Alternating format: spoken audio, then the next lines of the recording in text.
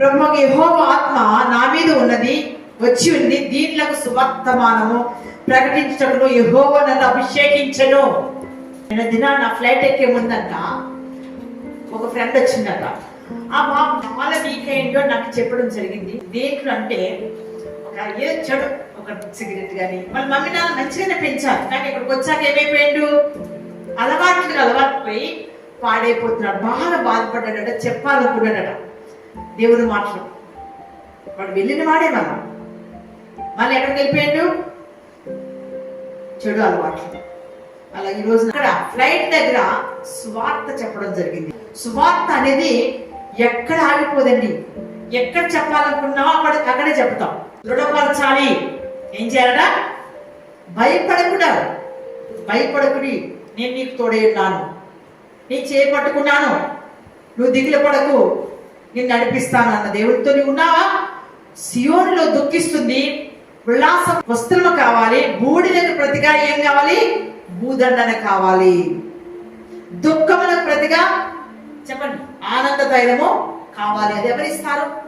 సియోను వాసులకే ఉంది. అది సియోను బిడ్డలు అంటే దేవుని బిడ్డలకు మాత్రమే ఉంది ఆ ఘనత.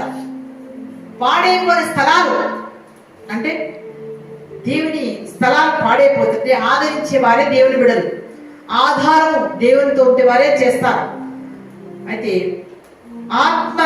ఆత్మపరమైన స్వతంత్రం ఉన్న వారే అది చేయగలుగుతారు. స్వతంత్రం వచ్చిందని అన్ని దేశాలు ఎగరవేస్తారు జెండాలు.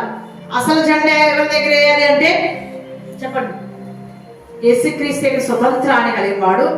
పిరికితనంలో పనిచేయదు, అజ్ఞానం పరిగెట్టదు, అవివేకం పరిగెట్టదు, అహంకారం ఉండదు, అపవిత్రత ఉండదు. స్వతంత్రంగా దేవుని బిడ్డగా జీవించడానికి సిద్ధపడతాడు అని అర్థం. ఒక ఆత్మ సంబంధమైన స్వతంత్రం కోసం మనం చూసినట్లయితే లూకా 4:18 చదవండి. ఆత్మానుసరమైన విడుదల అనుగ్రహమును కలిగినప్పుడు మనము దేవుని దినం ఎంత గొప్పదో మనం అర్థం చేసుకుంటాం. ప్రభు దినం ఏంటి? ఈ రోజున ప్రభు ఈ లోకంలోకి ఎందుకు వచ్చాడు, ఎలా వచ్చాడు? ఇందాక మనం చదివినాం 43వ అధ్యాయంలో కూడా మరొకసారి. దేవునితో ఆధారం ఉన్న వాళ్ళు ఈ రోజున, దేవుని ఆధారం చేసుకున్న వారు ఈ రోజున ప్రతి విషయం కూడా ఎదుగుతుంటారు. దేవునికి స్తోత్రం, హల్లెలూయా. ఇక్కడ 42వ అధ్యాయం 43 అంశంకి వెళ్దాం మనం.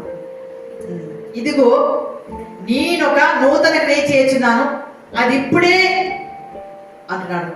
అది ఇప్పుడే అంటే భయపడకు, చెప్పండి, భయపడకు, నేను నీకు తోడే ఉన్నాను. ఎలా ఉన్నాడట?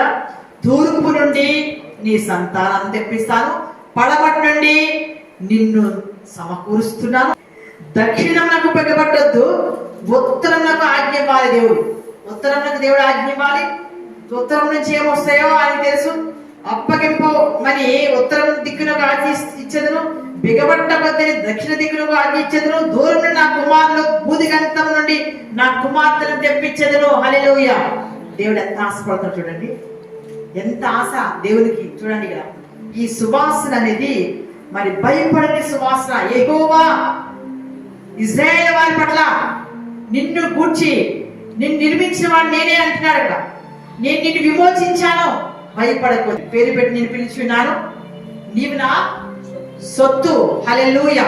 నీవు ఎవరి సొత్తు కాదు, నీ తల్లిదండ్రులు నేను పుట్టించలే, జస్ట్ నేను అట్లా వాళ్ళు తీసుకొచ్చాక 9 నెలలు కాపాడుతారు, ఇంకా 15 సంవత్సరాలు కాపాడుతున్నారు. దేవునికి స్తోత్రం చెప్పండి, హల్లెలూయా. ఎవరి సొత్తు? నువ్వు దేవుని సొత్తు. నీవు నీ సొత్తు కాదు, విలువ పెట్టి కొనబడినా బిడ్డవు, కుమారుడు, కుమార్తె. శ్రమలు వస్తాయి.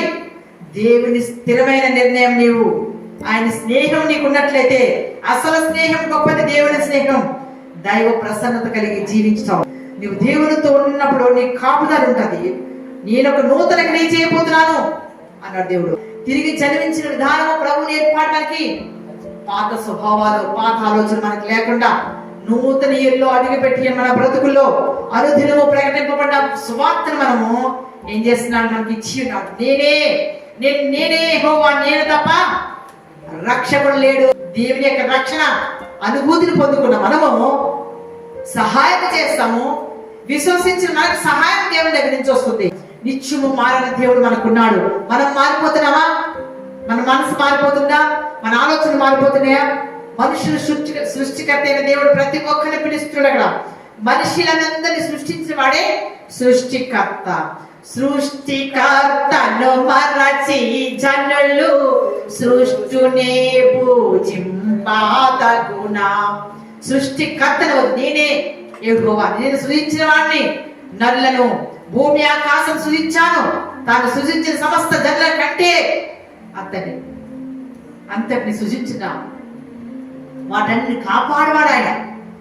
భూమి ఆకాశం సృజించిన వాడు 121:2 ఆయన పిలుస్తున్నాడు.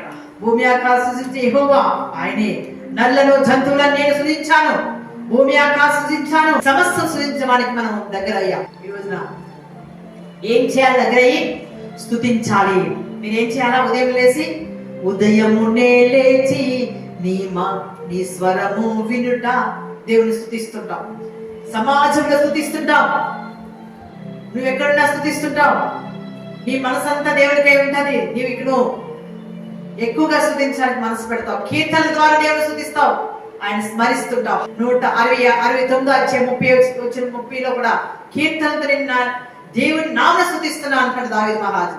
34:12 నిత్యము నిన్ను స్తుతిస్తున్నా అన్నాడట. 34:12 69:30 కీర్తనతో నేను దేవుని స్తుతిస్తాను. ఏ విధంగా నువ్వు స్తుతిస్తావు? పాటల ద్వారా, ఇంకా మామూలుగా స్తుతిస్తున్నావా? సమాజంలో స్తుతిస్తున్నావా? యెహోవాను ఎట్లా స్తుతిస్తున్నావు అన్నాడు. సమాజం మధ్యలో ఎలా నువ్వు పాటలు పాడుతావు? 22 కీర్తన 22 వచ్చిన ప్రకారంగా ఈరోజు సమాజంలో 26:12 చెప్పినట్లు కీర్తనలు సమాజంలో మరి అందరి మధ్యలో దావీదు స్తుతిస్తుంటాడు. నిత్యము స్తుతించినందుకు దాని నామమే 89:52 నిత్యము స్తుతించాలి మనం. ఒక్కరోజు కాదు, ఈరోజు నూతన ఏళ్ళలో కాదు, మనం సమాజం మధ్యలో స్తుతించాలి. నిత్యము స్తుతించాలి, ఎల్లప్పుడూ స్తుతించాలి. పెదవులతో పాటలు పాడాలి, ఆయన స్తుతించాలి. భూమి ఆకాశంలో స్తుతించడం ఆయన స్తుతిని అందదగిన వాడు. ఆయన మాత్రమే ఆశ్చర్య కార్యములు జరిగించినప్పుడు స్తుతించుతున్నాం. ఆయన మన కోసం స్తుతించటకు ఆయన మనకి ఇచ్చిన పెదాలను బట్టి వందనాలు, మనసును బట్టి వందనాలు, ఆలోచనలు బట్టి వందనాలు, కాళ్ళు బట్టి వందనాలు, చేతులు బట్టి స్తోత్రాలు. థ్యాంక్ యూ జీసస్, హల్లెలూయా. ప్రతి ఒక్కటి బట్టి దేవుని స్తుతిద్దాం. ప్రభు మనకన్నీ ఇచ్చాడు. ఎందరో కాళ్ళు లేక, ఎందరో చేతులు లేక, వాళ్ళ కోసం కూడా మనం స్తుతిద్దాం. దేవానికి స్తోత్రం. ఆ విధంగా శరీరం ఉంది నాయన, ఆ విధంగా కళ్ళునే ప్రభా, ఇంకా నేను స్తుతించాలి ప్రభా. ఒకరోజు నేను కళ్ళలో చూస్తున్నా, కాళ్ళు లేని వాళ్ళకి ఏసేది స్తుతించండి అన్న. అక్కడికి వెళ్ళి గొప్ప దేవుని మాకండి. ఈరోజు ఆయన స్తుతించడం వల్ల శక్తి వస్తుంది. ఏమి లేకపోయినా అన్ని కలిగిన వారిగా సంతోషిస్తాం. ప్రభువుని స్తుతించడం వల్ల సువార్త వారిని తీసుకుని వెళ్తున్న మనం దిగులు పడద్దు. దీనిగా ఆయన సువాసనగా మనం సువార్తను అందించి వారు ఉన్నాం. సువార్తను మనం ప్రకటించు, దీనికి సువార్త మనం ప్రకటించు. మరి సమాజంలో మహా సంతోషంతో సువార్త మనము తీసుకుని వెళ్ళే వారు ఉన్నాం. సువార్త వల్ల ఏమైతే నిరీక్షణ ఉంటుంది మనకి. నీ సంతానమును, దావీదు సంతానంతో చెప్తున్నాడు ఇక్కడ, ఏమన్నాడు?